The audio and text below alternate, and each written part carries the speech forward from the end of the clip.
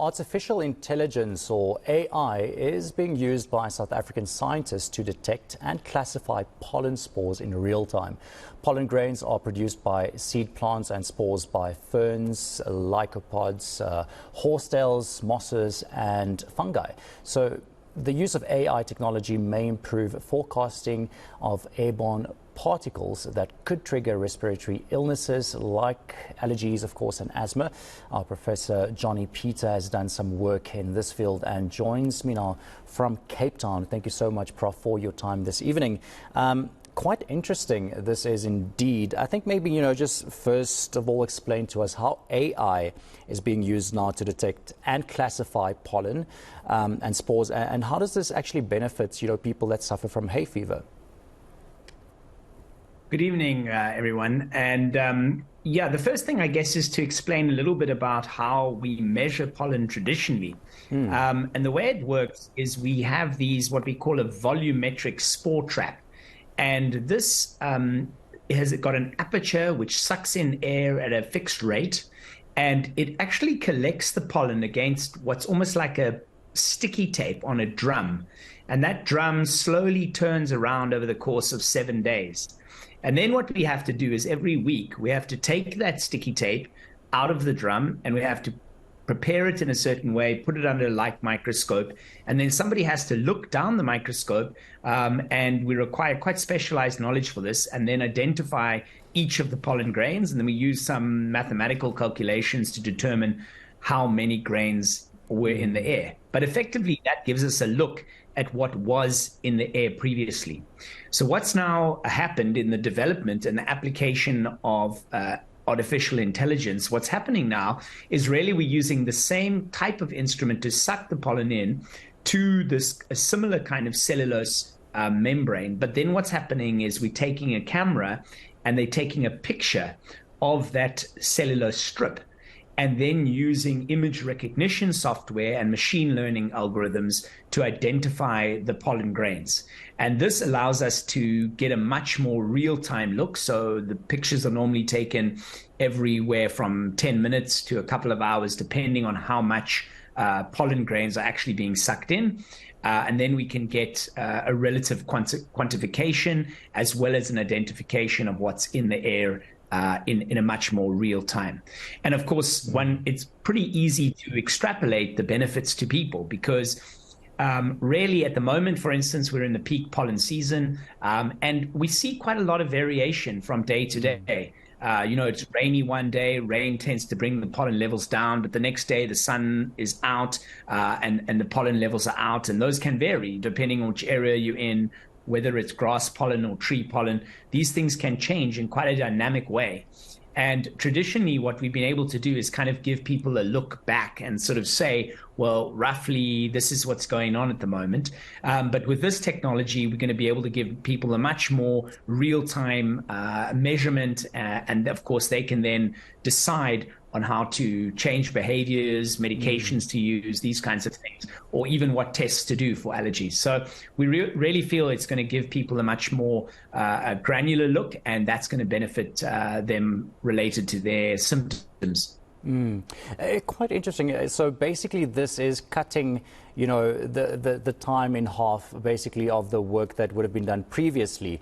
Not even in half. Like you said, it's going to be information that you can give to people in real time, basically, now with this new AI method that you are using compared to historic methods. So that is quite helpful, I guess, when it comes to needing to know data in real time. But then, are there some challenges when it comes to this new way of detecting pollen in the air?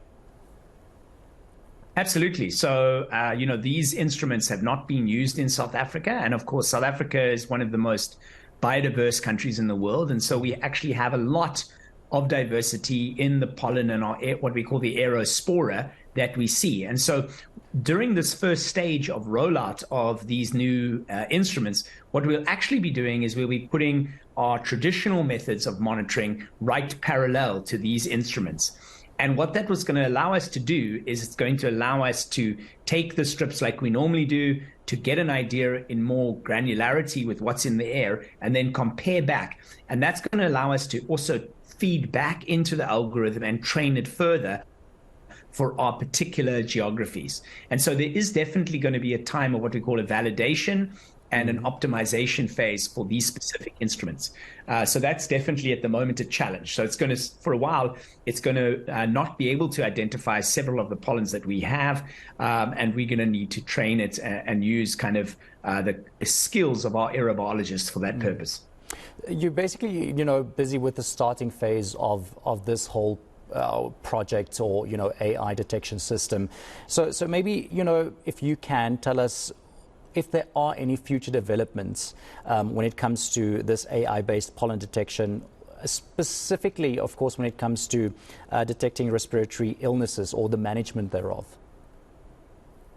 Yeah, so I mean, several of these probably integrated manners in which this kind of detection will be starting to benefit patients is there already now apps that people can buy in different countries for documenting their symptoms of respiratory illness.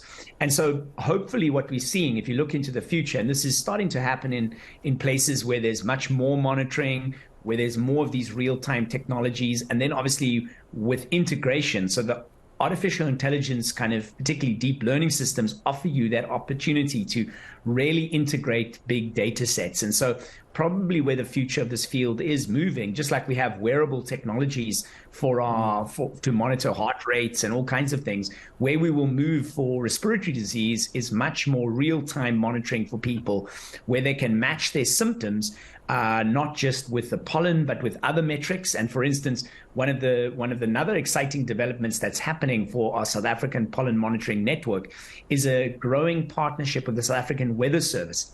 And of course, the South African Weather Service runs what we call the South African Air Quality Service, and that has a lot of air pollution measurements. And of course, air pollution and aerospora work together synergistically to cause respiratory symptoms. And so down the line, what we envisage and we hope is that these information systems can be integrated, and then people will be able to, like I say, potentially right on their phone in real time have an integration of their personal symptoms with information about the air that they're breathing, both from the perspective of air pollution and from particles like fungi and pollen. So it's also, with this new technology, you will be able to have a wider, variety, I would like to say, maybe, of detections than what historically you could have done. And also, like you said, it could be in real time now when people have these apps eventually to see what exactly is in the air that you're breathing. And hopefully you can also, maybe share some light into what exactly we now can expect as South Africans, but also, anyone watching now in the near future when it comes to using this technology. Yeah, so I think the first thing to say is what we hope to do is once we're happy that the system is picking up the majority of our pollens, we will start feeding that real time into our website, which is called www.pollencount.co.za. And that website is currently where we put the weekly counts for listeners or people that are interested and suffer with respiratory allergies related to pollen. And that allows them across where they are in the country to monitor what is happening. And what we will start to do is when these counts are ready and optimized, we'll start to feed those through in real time for people to directly connect with. Thank you so much, Professor Jonny Peter. Of course, such a great or interesting topic to discuss this evening, and good luck with all of your future developments and project that you have. I'm sure it's going to be a great success.